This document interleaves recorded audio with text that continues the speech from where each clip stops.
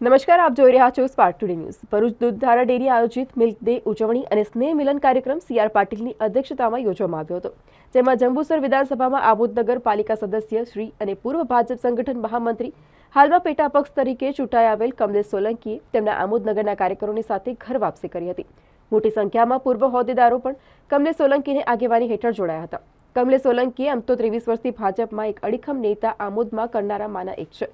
1.5 વર્ષ અગાઉ સ્થાનિક રાજકારણની મગજમારીમાં ભાજપના સભ્યપદેથી રાજીનામું આપ્યું હતું।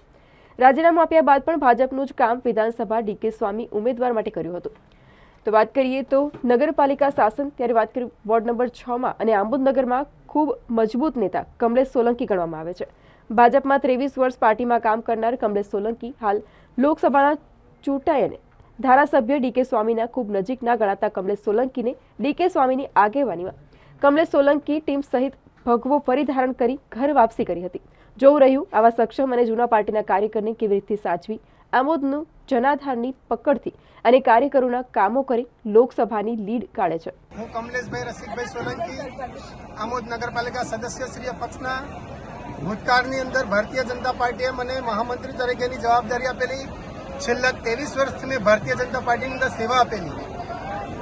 ભારતીય જનતા પાર્ટીની અંદર આપણા દેશના વડાપ્રધાન યશસ્વી શ્રી દ્વારા દેશની અંદર હિન્દુ ધર્મના આસ્થાના પ્રતીક એવા રામલલાનું મંદિર બનાવીને તથા કુંભ મેળામાં જે એક અમારા સમાજના વાલ્મીકી સમાજના વ્યક્તિઓનું સન્માનિત કરીને ચરણ પાદુકા ધોઈ અને સન્માન આપવાનું, ભારત દેશની અંદર છેવાડાના માનવી સુધીની વિશેષ યોજનાઓનું માર્ગદર્શન કરી જ્યાં ત્યાં સ્થળના પ્રતિનિધિઓ કરતા ધારાસભ્ય, સંસદ સભ્યોને જોડે રહી ને વિકાસ કરવાનો તથા અમારા જ મત વિસ્તારના સતત 7મી વારના ઉમેદવાર બનેલા એવા મનસુખભાઈ વસાવા, જેઓ હંમેશા કાર્યકર માટે સતત ગરમ થઈને લડતા રહે છે ને કાર્યકર્તાઓને ન્યાય અપાવવા માટે અડીખમ રહેતા હોય છે, તેવા ઉમેદવાર મનસુખભાઈ હોય અને તેમના નેતૃત્વ હેઠળ જ્યારે નરેન્દ્ર મોદી સતત 3જી વખત વડાપ્રધાન બનતા હોય તો હું મારો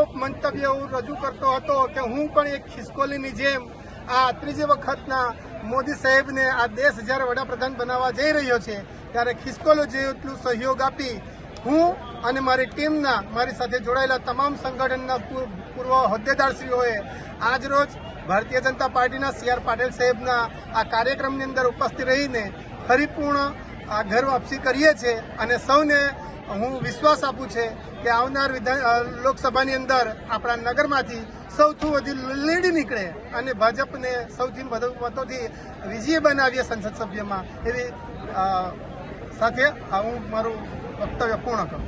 भारत माता की जय, भारत माता की जय। मनसुख भाई तुम आगे बढ़ो, हम तुम्हारे साथ हैं। मनसुख भाई तुम आगे बढ़ो, हम तुम्हारे साथ हैं। नरेंद्र मोदी तुम आगे बढ़ो, हम तुम्हारे साथ हैं। जय जय श्री राम, जय जय श्री राम।